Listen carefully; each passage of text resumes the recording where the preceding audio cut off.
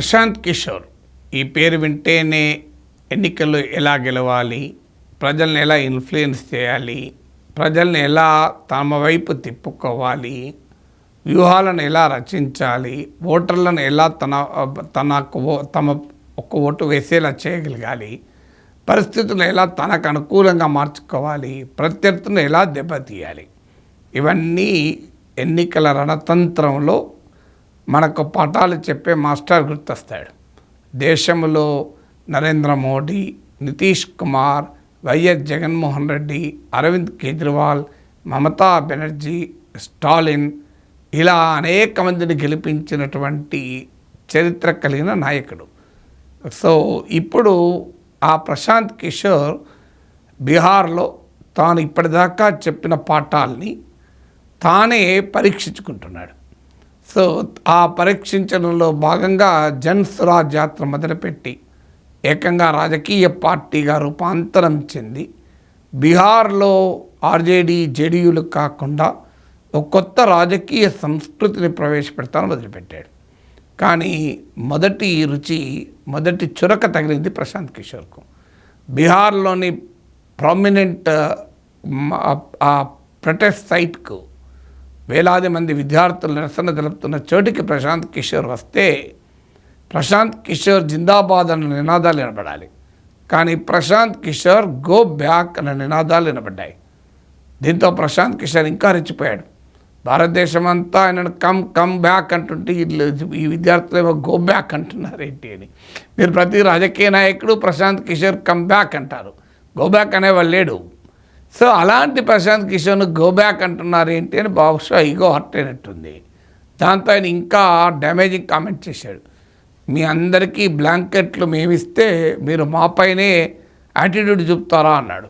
అంటే అర్థమైంది అసలు విషయం. ప్రశాంత్ కిషోర్ కూడా ఇతర రాజకీయ నాయకుల్లాగానే నిరసన తెలిపే విద్యార్థులకు ఏదో రూపంలో సహాయం చేసి వాళ్ళు తమకు లాయల్గా ఉండాలని కోరుకుంటాడు. కానీ ఒక్కసారి విద్యార్థులు రోడ్డు మీదకి వచ్చాక అలా ఉంటుందా? సో ఈయన ఏదో బ్లాంకెట్లు ఇచ్చి వాళ్ళకేదో మురువత్ చేసినట్లు, వాళ్ళకేదో పెద్ద సేవ చేసినట్టు ఫీల్ అయ్యాడు. కానీ ఈ విద్యార్థులు అందుకు అంగీకరించలేదు. సో విద్యార్థులకు బ్లాంకెట్లు ఎందుకు ఇచ్చాడు ప్రశాంత్ కిషోర్? తన రాజకీయ అవసరాల కొరకు ఇచ్చాడు. అది తెలియదా వాళ్ళకేమి? అసలు ఇష్యూ ఏంటంటే December 13th నుంచి బీహార్ సివిల్ సర్వీస్ ఎగ్జామినేషన్, మన దగ్గర గ్రూప్ 1 అంటామే, ఆ బీహార్ సివిల్ సర్వీస్ ఎగ్జామినేషన్ పరీక్ష రద్దు చేయాలి అని విద్యార్థులు పోరాడుతున్నారు. వేల సంఖ్యలో పోరాడుతున్నారు. సో ఈ పోరాటానికి అనేక మంది రాజకీయ నాయకులు, విద్యావేత్తలు, మేధావులు మద్దతు ఇస్తూ వచ్చారు.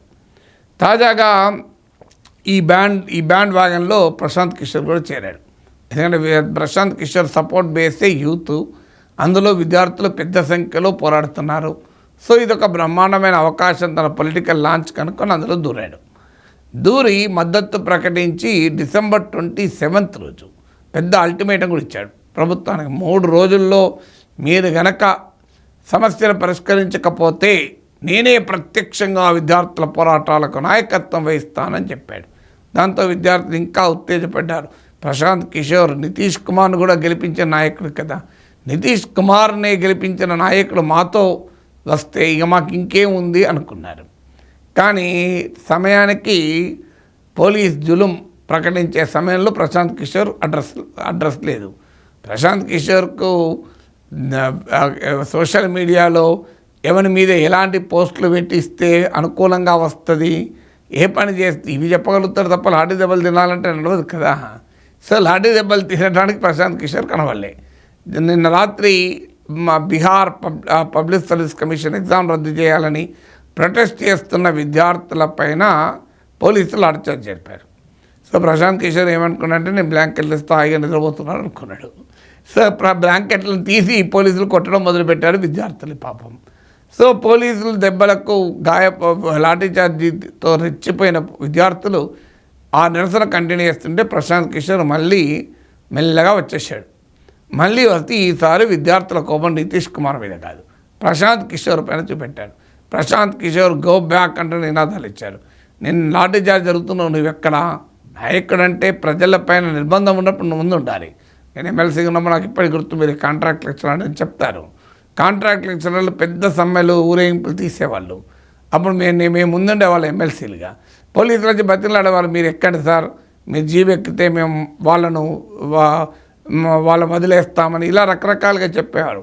ఆ లెక్చరర్లు గట్టిగా అరిచేవారు, సార్ మీరు ఎక్కకండి సార్ జీబు, మీరు అరెస్ట్ అయితే మమ్మల్ని అరెస్ట్ చేస్తారని. అంటే నాకు తెలుసయ్యా, మీలో ప్రతి ఒక్కరిని పోలీసులు శాంతియుతంగా నిరసన చేసుకోనని ఇవ్వాలి, లేదా ఎలాంటి లాఠీ దెబ్బలు కొట్టకుండా అరెస్ట్నే చేయాలి. కానీ మీపైన బలప్రయోగం జరిగే ప్రమాదం ఉంది కనుక మీపైన లాఠీలు విరగకూడదు అంటే మేము ఉండాల్సిందే, ముందు మా పైన లాఠీలు విరిగి మీ పైన విరగాల్సిందే అని చెప్పి రోడ్డు మీద వాళ్ళ ముందర కూర్చున్న వాళ్ళం. ఇది కాంట్రాక్ట్ లెక్చరర్లే కాదు, అవుట్ సోర్సింగ్ ఉద్యోగులు, మున్సిపల్ ఉద్యోగులు, శానిటేషన్ వర్కర్లు, స్వీపర్లు, అంగన్వాడీలు, ఇలా అనేక మంది కార్మికుల పోరాటాలు ఇదే పద్ధతి. అంటే నాయకులు ఎప్పుడు కూడా ముందుండాలి. పోలీసులు లాఠీలతో కొడితే కొడతారు, ఆ లాఠీ దెబ్బలకు సిద్ధపడాలి. అదే కదా నాయకుల లక్షణం. ప్రశాంత్ కిషోర్ హాయిగా లాఠీ దెబ్బలు తినేటప్పుడు విద్యార్థులు తినాలి, తర్వాత వచ్చి నేను ఉపన్యాసాలు చెప్తా అంటే ఒప్పుకుంటారా? సో విద్యార్థులు అందుకే ప్రశాంత్ కిషోర్ గో బ్యాక్ అన్నాడు. దాంతో ప్రశాంత్ కిషోర్ మేము మీకు బ్లాంకెట్లు ఇచ్చినాం, మీరు బ్లాంకెట్లు ఇచ్చినాక కూడా మా పైన అటెండ్ చెప్తారా అని మెల్లగా అసలు విషయాన్ని కూడా బయటపెట్టుకున్నాడు.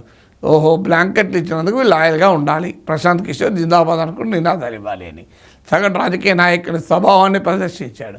అందువల్ల ప్రశాంత్ కిషోర్కు ఫీల్డ్లో దిగితే అసలు సంగతి బయటపడుతుంది. బ్యాక్ ఎండ్లో ఉండి చాలా పనులు చేయొచ్చు, ఫ్రంట్ ఎండ్లో రంగంలో దిగితే రాజకీయాలు ఎంత టఫ్ ఉంటాయో అర్థమవుతుంది.